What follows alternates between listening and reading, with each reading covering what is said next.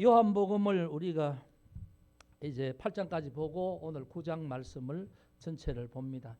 지금 제가 요한복음을 보는 이유는 뭐냐 하면 요한복음에서 말하는 핵심들을 우리가 전체 이 핵심의 흐름을 알고자 하는 겁니다. 부분적인 거에 어떤 말씀이 아니라 요한복음 전체에 대한 내용을 우리가 바로 알면 우리가 나중에 요한복음을 개인적으로 봐도 이게 무슨 말인지 명확하게 이해할 수 있다는 말씀입니다.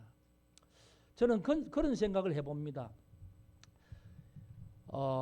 한국 교회 예수 믿는 성도들이 뭐 요즘 그렇게 되지 않지만 한때는 1000만이라고 그랬습니다.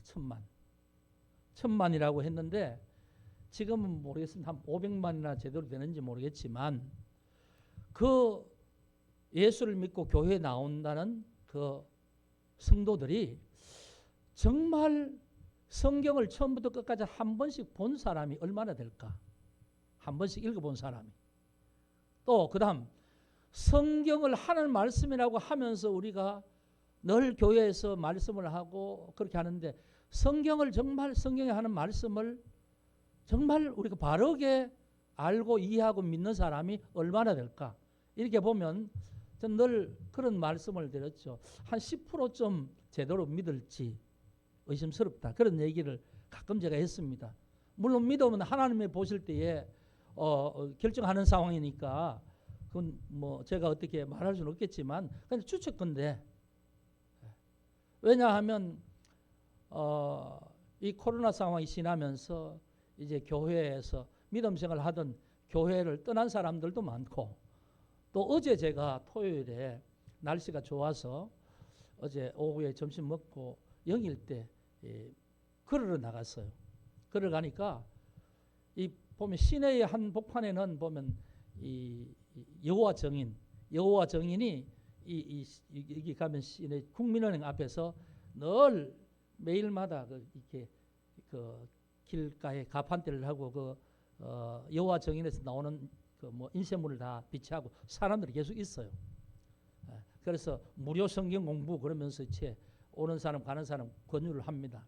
하고 어제는 이제 저기 영일대 가 보니까 한 50m에 쫙 그냥 이 뭡니까 뭐 이렇게 전시하는 이 전시대처럼 해놓고 사람들이 있어요.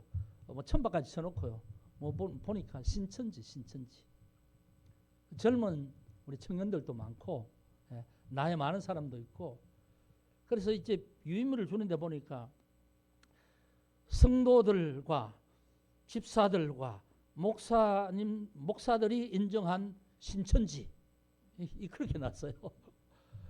그걸 이제 집사람하고 이렇게 맨발로 이제 걷기 때문에 걷다가 이제 집사람 받아서 저한테 주는 거예요. 보니까 기가 차더라고요. 그래서 제가 거기 가서 한 10분 동안 그 사람들하고 신경을 했어요. 이 사기치지 말라고. 어느 목사가 이 신천지를 인정했냐고. 그러니까 그런 사람들 많이 있대요. 도대체 어느 교파 소속 어떤 사람이냐. 그러니까 하여튼 많이 있대요.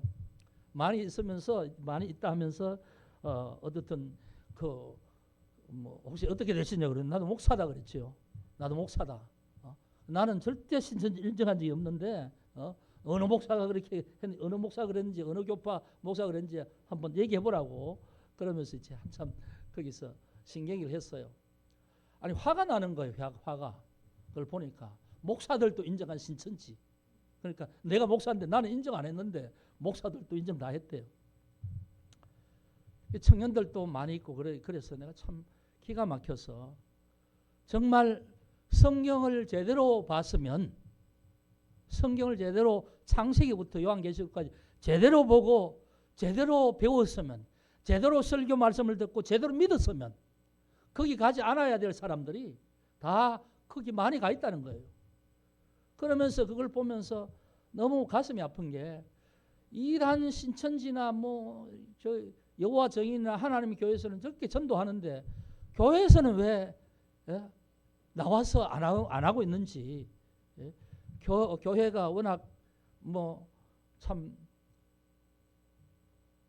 최근에는 교회 모습이 덕이 되지 않기 때문에 많은 젊은이들이 이제 교회를 등지고 또 많은 안 믿는 사람들이 교회를 뭐 소위 말해서 이제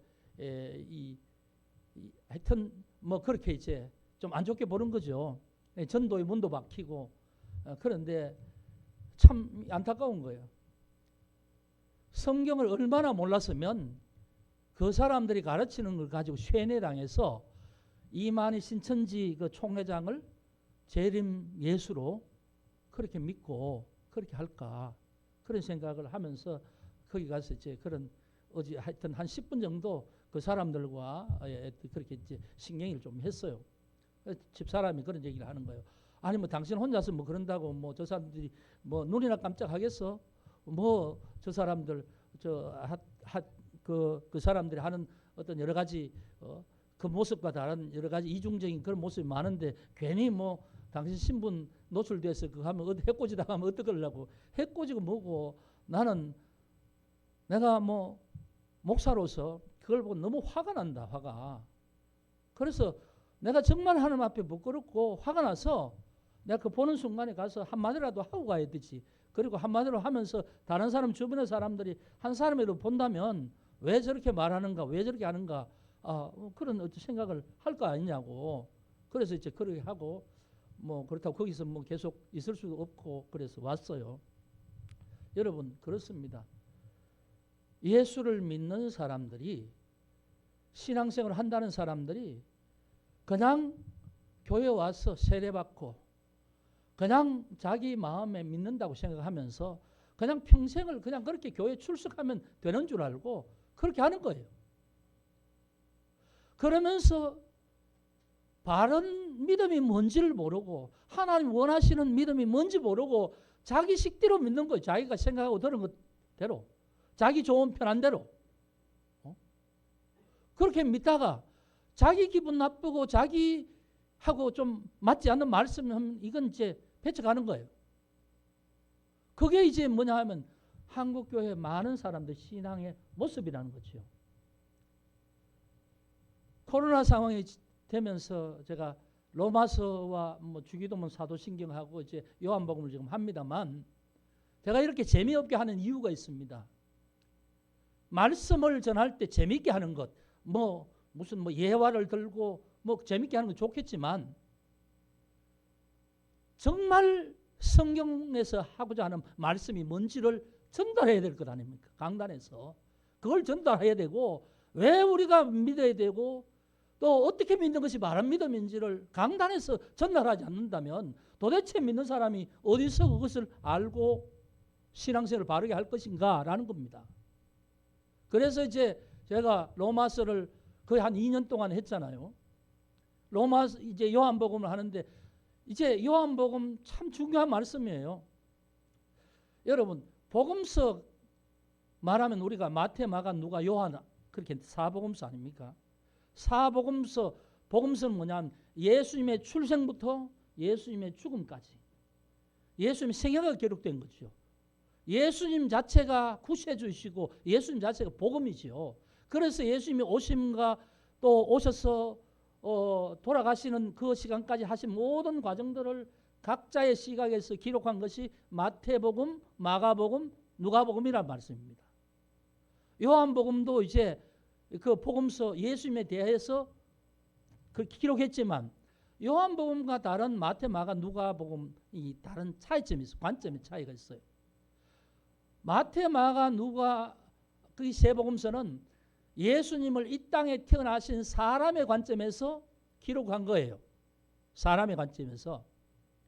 그래서 마리아에게 잉태되어서 뭐 베들레헴에서 태어나시고 하는 이런 우리가 일반적으로 우리가 한 사람이 출생하는 과정들, 성장하는 과정들 이걸 다 기록하고 있지요. 그런데 요한복음은 예수님 출생이 없어요.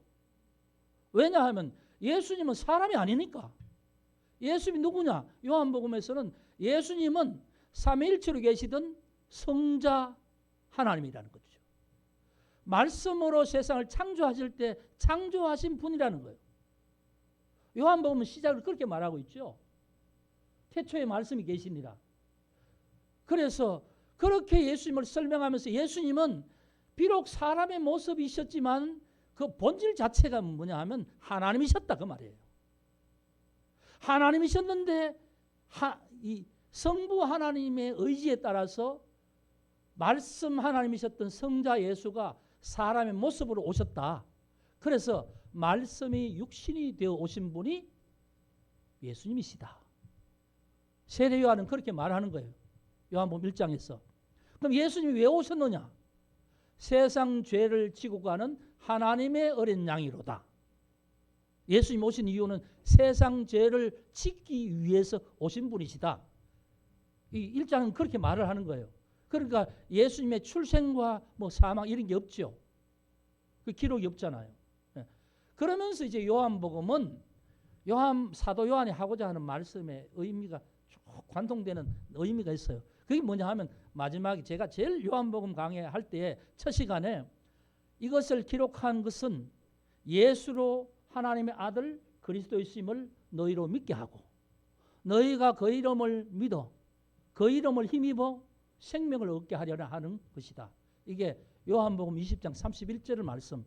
요한복음을 기록하고 마지막에 이것을 왜 기록했느냐?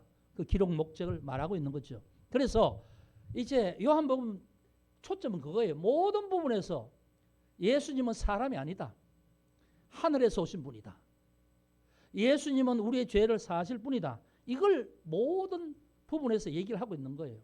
그러니까 초점을 여기에 두고 모든 걸 맞추어서 전체 흐름을 봐야만 이 요한복음 바로 이해하는 겁니다.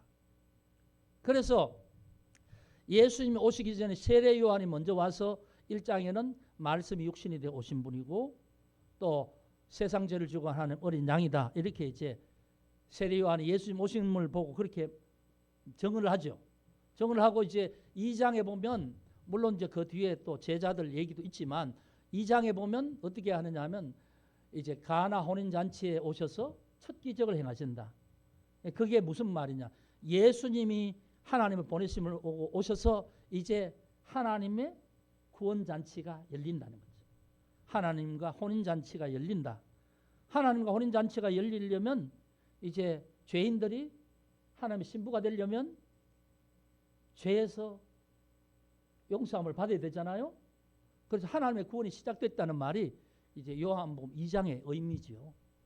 그리고 이제 그러면 이제 하나님의 혼인잔치에 들어갈 수 있는 사람이 누구냐? 3장의 니고데모와 대화하는 과정에서 3장의 초점은 이겁니다. 거듭나야만 하나님 나라를 볼 수 있고 물과 성령으로 거듭나면 하나님 나라에 들어갈 수 있다. 이게 3장의 얘기예요. 여러분 이 전체 흐름을 제가 다시 이렇게 요약해서 설명드리는 것은 흐름을 기억하면서 뒤를 봐야 전체 흐름이 계속 진행이 된다는 말씀입니다. 그래서 이제 요한복음 3장은 니고데모로 해서 영생, 거듭나면 영생, 하나님 나라를 볼 수 있다. 이게 이제 2장에 예수님 오셔서 천국잔치가 열렸다. 여기서부터 이제 구원받은 자가 하나님과 천국잔치에 참여할 수 있잖아요. 그래서 그렇게 하나님 나라에 천국잔치 참여할 사람은 거듭나야 된다. 중생, 물과 성령으로 거듭나야 된다. 이 말을 하지요. 자, 거기까지 하고 나서 4장에 이제 뭡니까? 수가성 여인을 만나죠. 우물가에서. 그래서 물을 달라 하시고 난 다음에 하신 말씀이 물을 달라 하는 내가 누군지 너가 알았으면 너가 나에게 물을 달라 했을 것이다. 이렇게 말씀하죠. 그러니까 내가 주는 물은 영원히 목마르지 아니하는 물이다. 그렇게 설명하죠. 수가성이 그리고 난 다음에 수가성 여인이 이제 자기 남편에 대한 얘기를 하니까 또 동네에 막 달려가서 내가 메시아를 봤다 하니까 사람들이 예수님을 초청해서 거기 수가성에서 머물게 하시죠. 하면서 마지막에 4장에 보면 수가성 사람들이 그 여자를 향해서 하는 말이 있습니다. 그 말이 뭐냐 하면 요한복음 4장 42절에 그 여자애가 말하되 이제 우리가 믿는 것은 내 말로 인함이 아니니 이는 우리가 친히 듣고 그가 참으로 세상의 구주신 줄 알미라. 수가성의 사람들이 예수님에게 그의 말씀을 들어보니 그가 참으로 세상의 구주시다. 이 수가성 사람 누구죠? 이방인이잖아. 그 사마리아 사람들이잖아. 유대인들이 무시하고 멸시하는 사람들이잖아. 이들의 입으로 예수가 그리스도 구주다. 이렇게 이제 정언하지요. 그 다음에 이제 그러고 난 다음에 5장에 넘어가면 38년 된 병자를 베데스다 연못가에서 고치시죠. 그 안식일에 고치는데 이것 때문에 이제 그때부터 유대인들과 막 시비가 일어나죠. 그래 그때부터 죽이려고 하는 거죠. 유대인들이.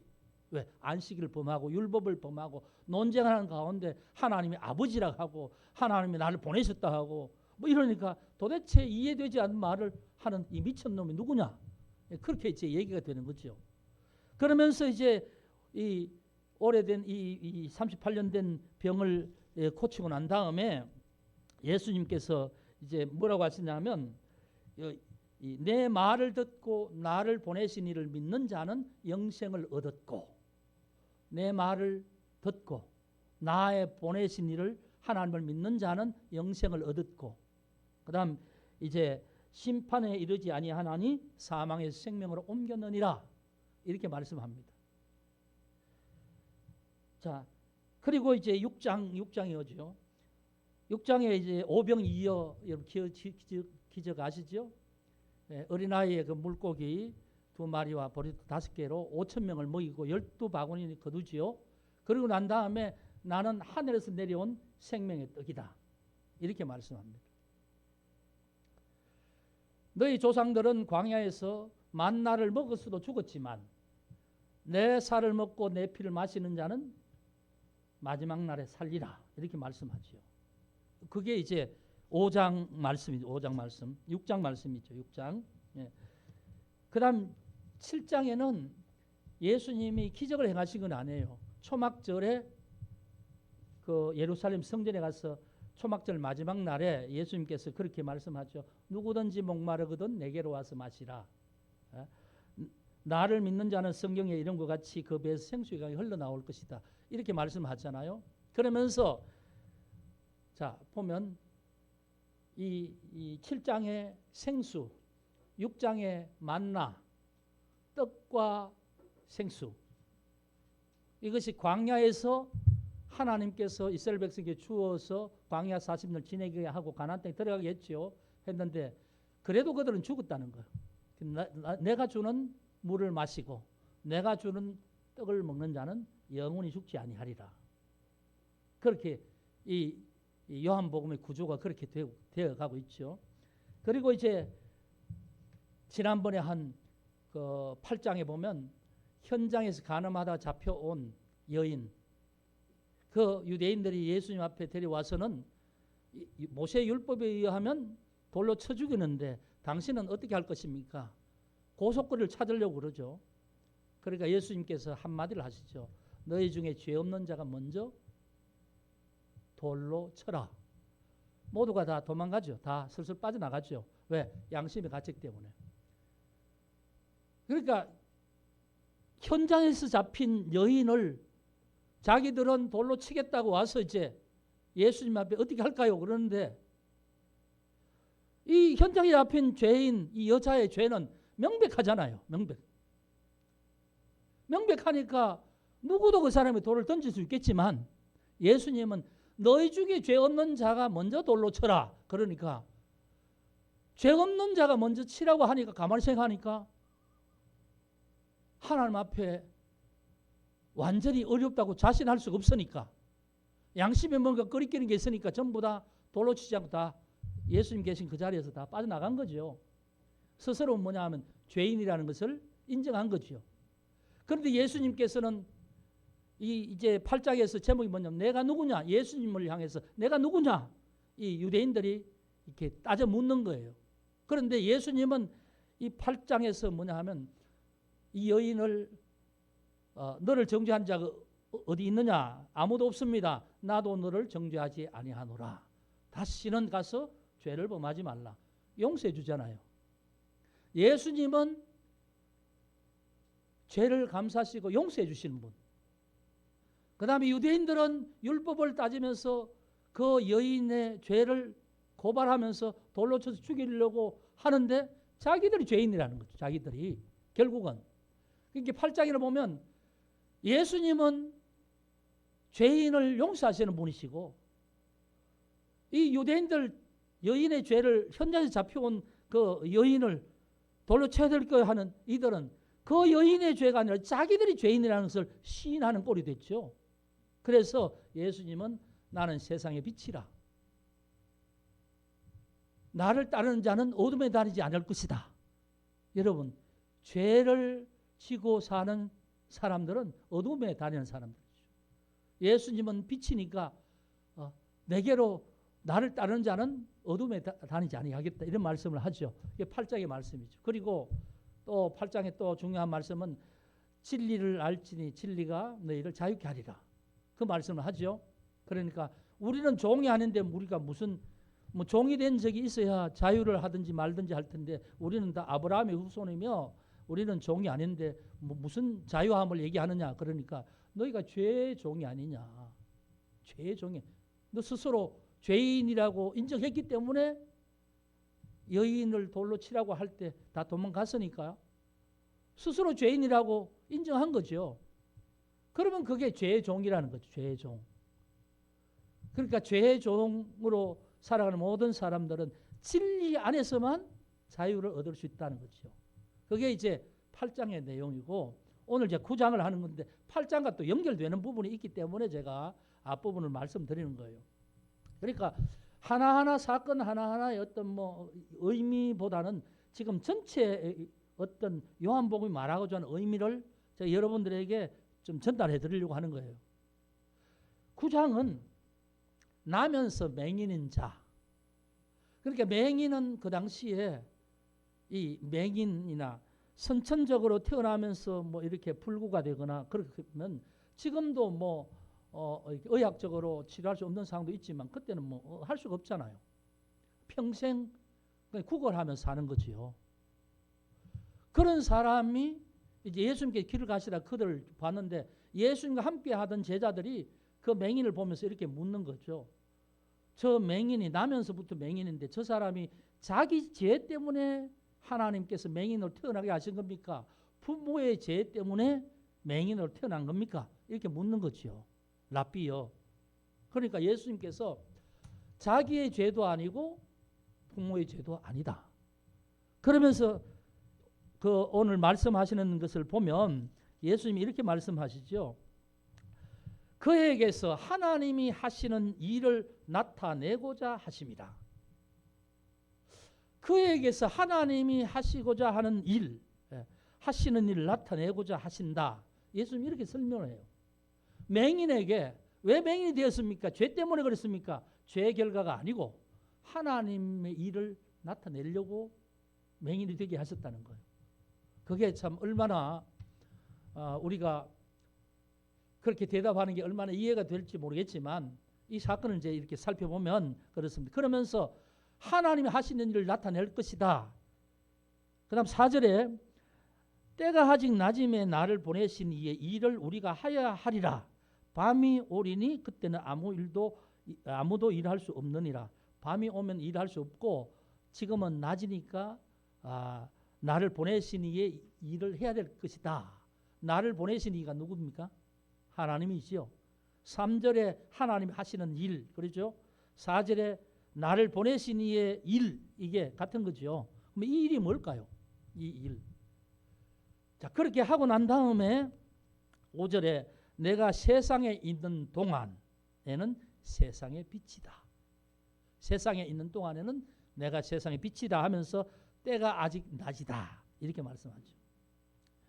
그리고 이제 하시는 일이 맹인을 치유하는 사건이죠. 이렇게 합니다. 침을 뱉어서 흙을 이겨요. 그리고 그 흙을 이 맹인의 눈에 보이지 않는 눈앞에 다 이렇게 바르는 거죠. 왜 예수님이 왜 그렇게 하셨을까? 네.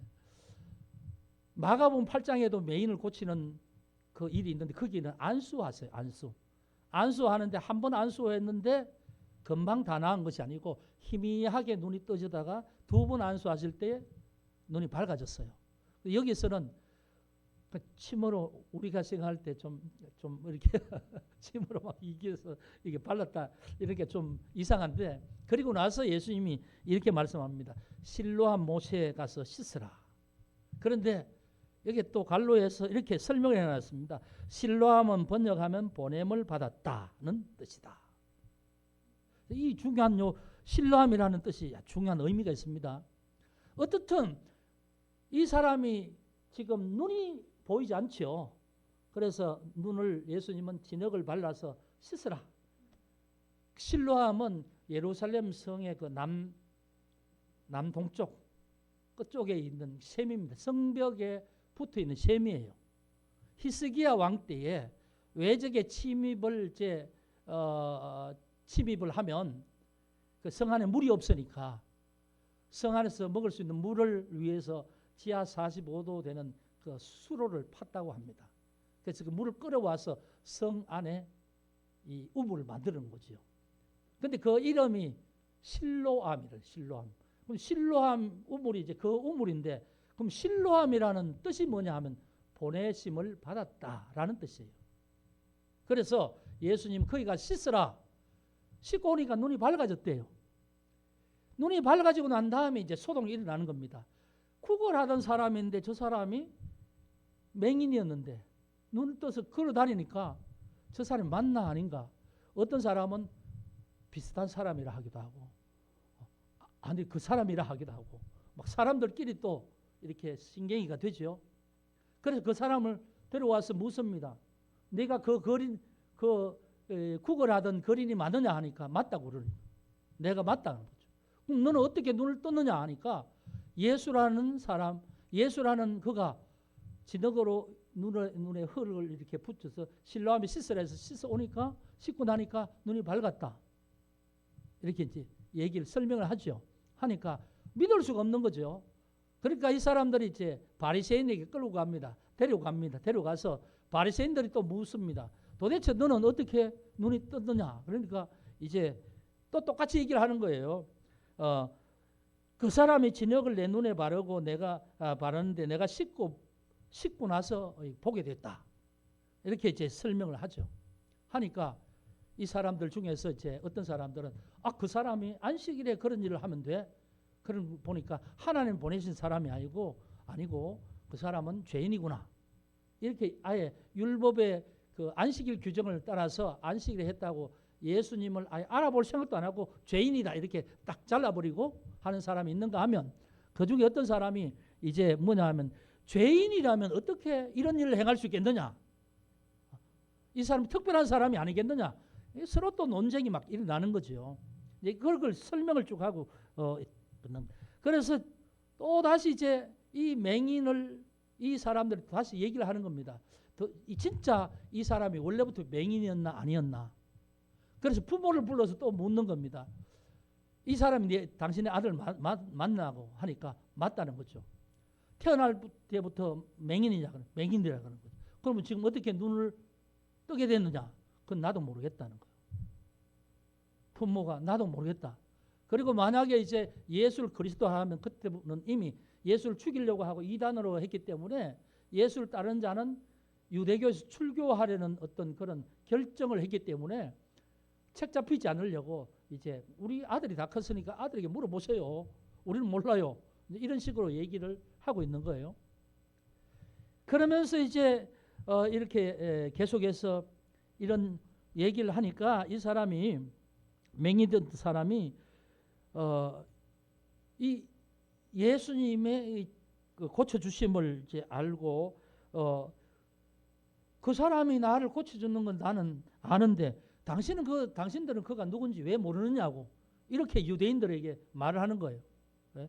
그러면서 또 다시 얘기해보라 하니까 그럼 당신이 그 예수를 믿으려고 다시 내게 얘기를 듣고 싶어 하나요? 그러니까 이제 오히려 욕하면서 너는 이 맹인 병 고침 받은 이 사람, 너는 그 사람의 제자인지 몰라도 우리는 모세의 제자다. 이렇게 이제 얘기를 하면서 계속해서 이제 이 사람들과 이 병 고침 받은 사람과 신경을 하는 거예요. 그러니까 마지막에 31절에서부터 보면 이 맹인이 하는 말이, 눈 뜬 사람이 30절에 보면 그 사람이 대답하여 이르되 이상하다. 이 사람이 내 눈을 뜨게 하였으되 당신들은 그가 어디서 왔는지 알지 못하는도다. 하나님이 죄인의 말을 듣지 아니하시고 경건하여 그의 뜻대로 행하는 자의 말을 들으시는 줄 우리가 아나이다. 그러면서 33절에 이 사람이 하나님께로부터 오지 아니하였으면 아무 일도 할 수 없었으리라. 이렇게 이제 맹인이 그 사람들에게 모세 제자라고 말하면서 이제 예수님을 계속 비판하는 사람들이 그 말을 하는 거예요. 그러니까 이 사람이 이 유대인들이 34절에 그들이 대답하여 이르되 내가 온전히 죄 가운데서 나서 우리를 가르치려니나 하고 쫓아내어 보냈다. 이게 이제 맹인이 눈뜨고 여러 가지 이제 상황에서 시비하고 마지막 종결된 부분이에요. 그러니까 맹인이라는 것이 유대 율법에 따라서 아버지의 죄를 유전받거나 뭐 그렇게 해서 죄 가운데 너는 태어났는데 너는 죄 가운데 태어났는데 너 같은 그런 맹인이 죄인이 어떻게 우리를 유대인들인 우리를 경건한 바리새인들을 가르치려고 하느냐. 그러고 이제 쫓아내버렸다는 거예요. 이것이 이제 9장에서 맹인을 예수님이 고치신 사건의 전말입니다. 자, 그러면 이 내용의 전말은 여러분들 잘 찬찬히 읽어보시면 아실 테고요. 여기에서 중요한 게 뭐냐 하면 이겁니다.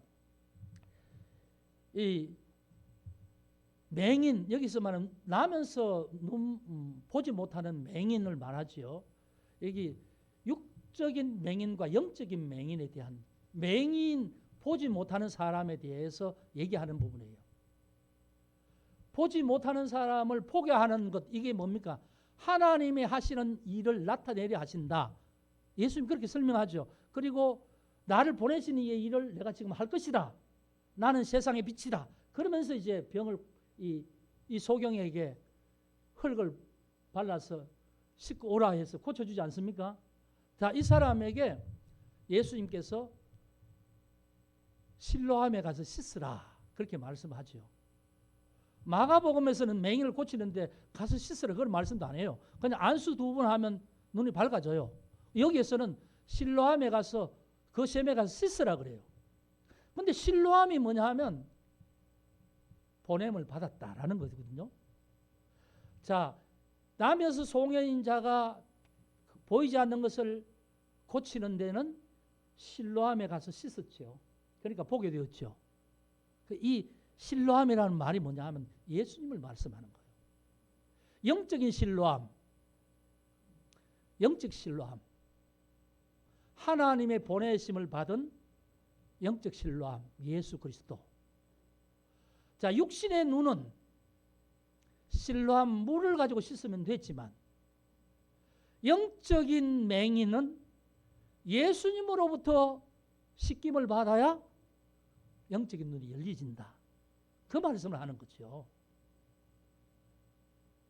그러니까 이 요한복음 9장, 8장, 9장 이런 부분은 뭐냐면 죄로부터 시작해요. 이 여인의 죄를 어떻게 할까요? 하면서 시작되는 것이고 여기 9장에서는 이 맹인의 죄가 누구부터 시작된 겁니까? 자기 죄입니까? 부모 죄입니까? 이렇게 시작돼서 하는 것을 죄 때문이 아니라 하나님이 하시는 일을 하기 위함. 근데 하나님이 하시고자 하는 일이 뭐겠어요? 하나님이 하시고자 하는 일. 네. 소중자매, 하나님이 하시고자 하는 일이 뭘까요? 하나님이 하시고자 하는 일, 그건 뭐냐 하면 죄인을 구원하는 거예요. 죄인을 구원하는. 하나님의 최대 관심사는 한 영혼이 돌아오는 거예요. 그게 하나님이 원하시는 거거든요. 그런데 그 일을 이 맹인으로부터 보여주시기 위해서 하신다는 거예요. 그러니까 이 맹인은 육신의 눈을 고쳤잖아요. 실로암에 가서 씻으니까. 그럼 영적인 맹인은 어떻게 해야 되겠어요? 예수님께 가서 씻어야만 영적인 개안이 된다. 그 말을 예수님 하고 싶은 거예요. 그런데 이렇게 이제 실로암에 가서 씻으라 해서 이제 눈에 밝아졌는데 그러고 나서 이제 이 맹인이 고백을 합니다. 고백을 하는데 뭐 예수님 앞에 고백하는 게 아니라 예수님을 이제 얘기하는 거죠. 처음에는 이제 사람들이 너 어떻게 됐냐? 그러니까 11절에 보면 예수라 하는 그 사람이 진흙을 이겨 내 눈에 바르고 실로암에 가서 씻으라 하기에 씻었더니 보게 되었다. 예수라 하는 그 사람, 자기 눈을 고쳐준 그 그를 예수라 하는 그 사람이라고 하죠. 그런데 17절 보세요. 17절. 17절에 또 바리새인들이 쭉 설명해 주고 나서 너는 그를 어떠한 사람이라고 하느냐? 그 사람들이 물을 때에 그는 선지자니이다. 이렇게 말하죠. 그 다음 33절 보세요. 33절 마지막에 이제 또 이거에 대해서 또 의심하고 또 시비하는 사람들 앞에 그 사람이 내 눈을 뜨게 하였는데 당신들은 왜 그 사람을 모르느냐? 그렇게 말하면서 이 사람 33절에 이 사람이 하나님께로부터 오지 아니하였으면 아무 일도 할 수 없었을 것이다. 이렇게 말하죠. 그 말은 뭡니까? 눈을 뜨게 한 거 보니까 하나님께로부터 오신 분이 맞다. 그 말이죠. 예? 이 맹인의 어떤 치유 과정에서 예수에 대한 고백이 이렇게 진행되는 거예요. 근데 마지막 37절 8절 보세요. 예수께서 이르시되 내가 그를 보았거니와 지금 너와 말하는 자가 그이니라. 이르되 주여 내가 믿나이다. 이렇게 이제 맹인이 고백하는 거죠. 자, 육신의 눈이 보이지 않았던 이 불구 예수님이 실로암에 가서 예수님 왜 진흙으로 발랐겠어요? 실로암에 가서 씻으라고 하기 위해서 바르셨죠.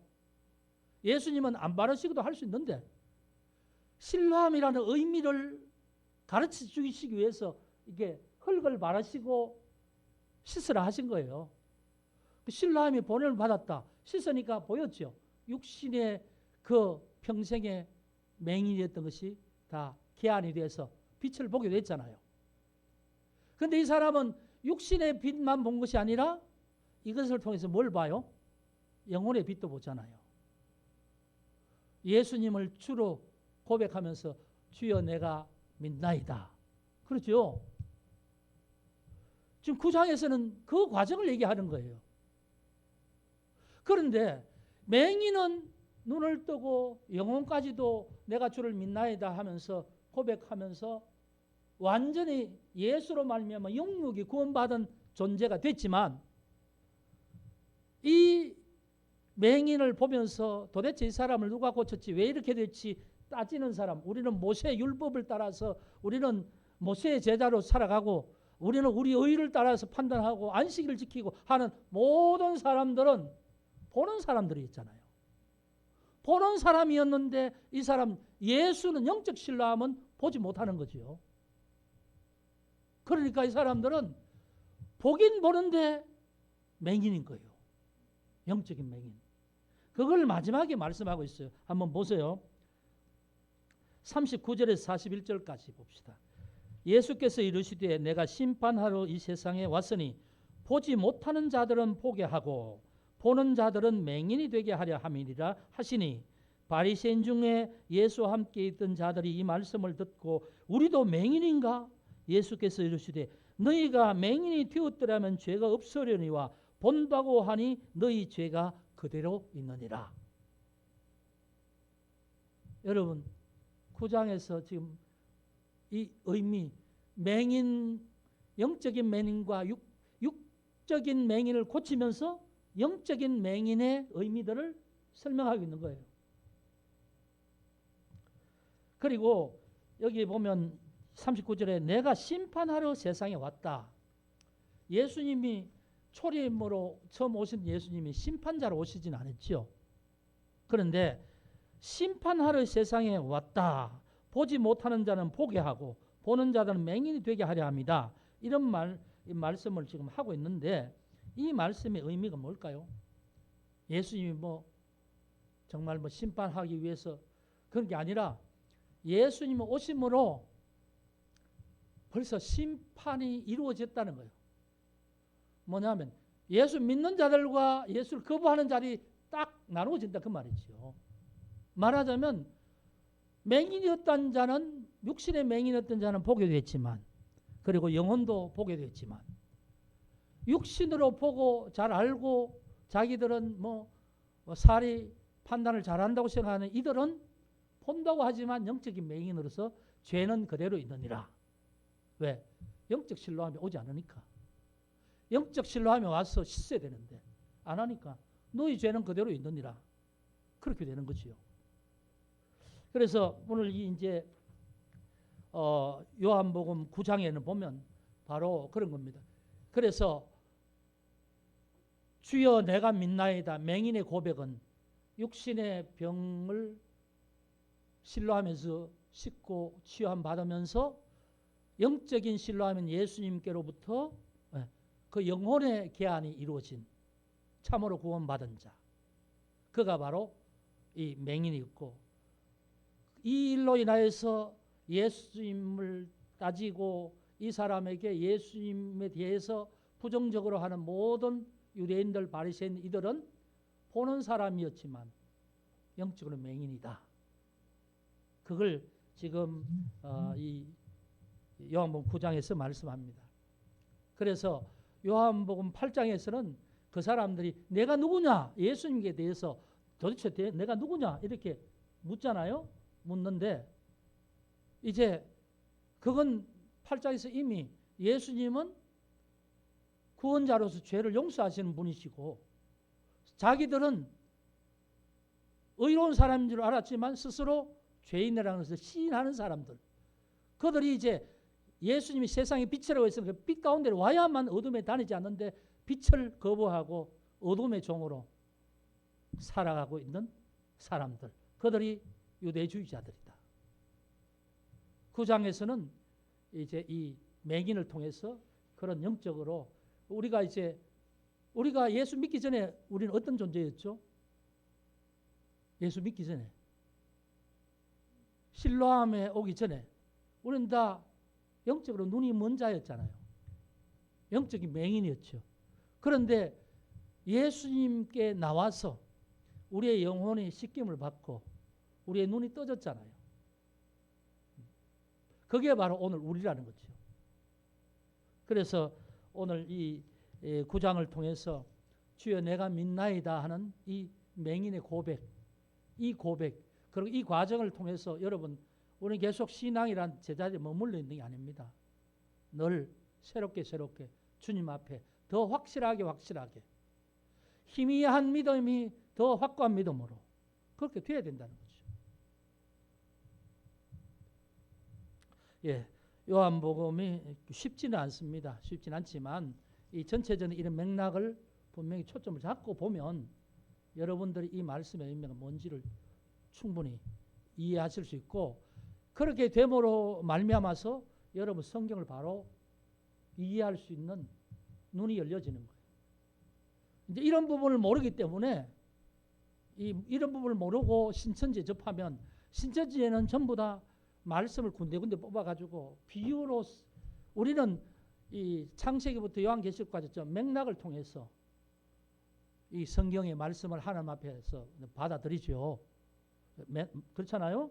근데 그 사람들은 자기들이 필요한 것만 딱 따와서는 그걸 비유로 얘기를 해요. 이 하나님 말씀을 우리가 참으로 하나님께서 내게 주신 것으로 하는 것이 아니고 비유로 그렇게 필요한 부분을 따와서는 적용시켜버려요.